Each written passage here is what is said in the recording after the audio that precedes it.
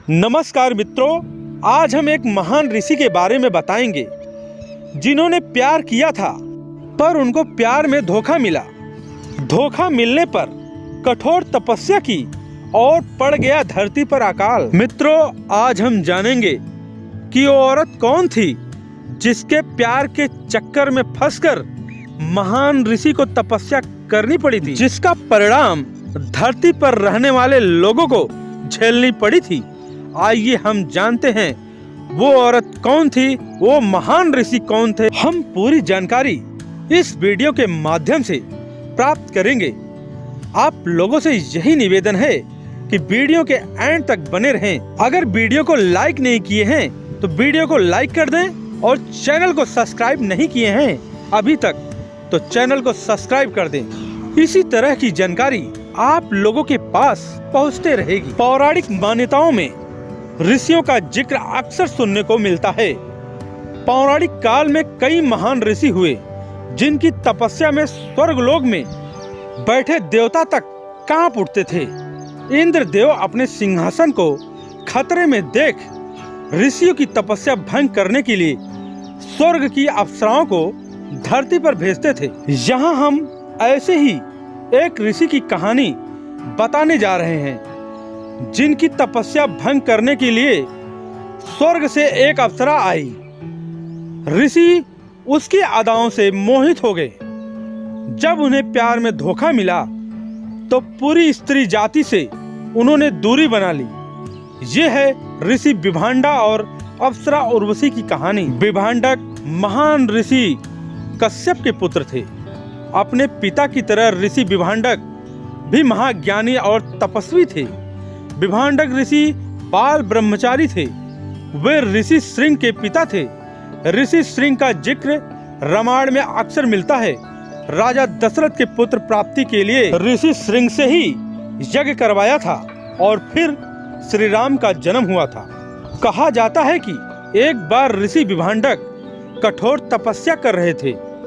उनके तप को देखकर देवता डर गए। इंद्र को लगा कि अगर ऋषि विभांडक अपनी तपस्या से सफल हो गए तो उनका सिंहासन खतरे में पड़ जाएगा। इंद्रदेव ने अपने लोक की सबसे खूबसूरत अप्सरा को धरती पर भेजा।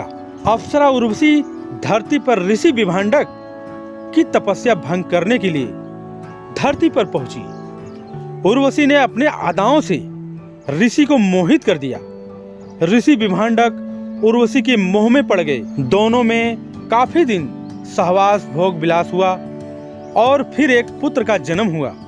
यही पुत्र आगे जाकर महान ऋषि श्रृंग के रूप में जाना गया। पुत्र के जन्म के बाद उर्वशी वापस स्वर्ग चली गई। इससे ऋषि विभांडक को धक्का लगा। उर्वशी के धोखे से वे आग बबूला हो गए। उन्हें औरत जाति से नफरत हो गई। ऋषि ने पूरी नारी जाति से दूरी बना ली। वे अपने पुत्र को लेकर जंगल चले गए और उसका वहीं पालन पोषण किया। अपने पुत्र पर उन्होंने किसी भी औरत की छाया नहीं पड़ने दी। इसीलिए ऋषि ने युवावस्था तक किसी भी स्त्री को नहीं देखा। उर्वशी से धोखा मिलने के बाद विभांडक ऋषि तपस्या में लीन हो गए।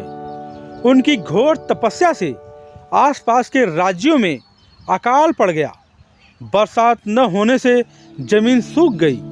अंग देश के राजा रोमपाद ने अपनी सभा में ऋषि मुनियों को बुलाया और अकाल का समाधान पूछा।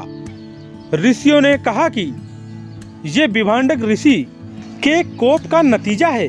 अगर अकाल को दूर करना है तो विभांडक ऋषि का गुस्सा शांत करना होगा।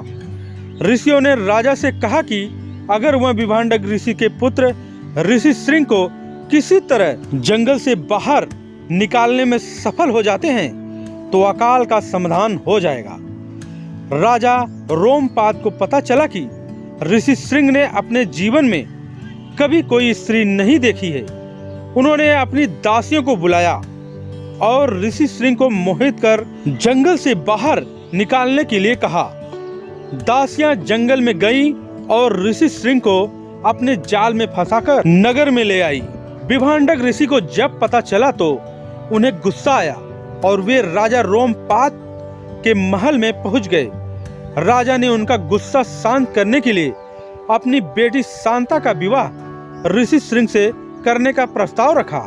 इस तरह ऋषि विभांडक का गुस्सा शांत हुआ और फिर जमकर बरसात हुई एवं अकाल मिट गया। राजा रोमपाद ने जिस लड़की का विवाह ऋषि श्रृंग से कराया वह असल में अयोध्या के राजा दशरथ और उनकी रानी कौशल्या की बेटी थी, यानी कि शांता भगवान श्री राम की बहन थी। रोमपाद की पत्नी वर्षिणी और कौशल्या आपस में बहन थी। कौशल्या और राजा दशरथ ने अपनी बेटी शांता को रोमपाद और वर्षिणी को गोद दे दिया था। रोमपाद ने शांता का विवाह ऋषि श्रृंग से करवाया था। दोस्तों, कहानी यहीं पे समापन होती है। नेक्स्ट वीडियो देखने के लिए कहानी फक्कड़ को लाइक करें और चैनल को सब्सक्राइब करें ताकि नेक्स्ट वीडियो आप लोगों के पास सबसे पहले पहुंचे।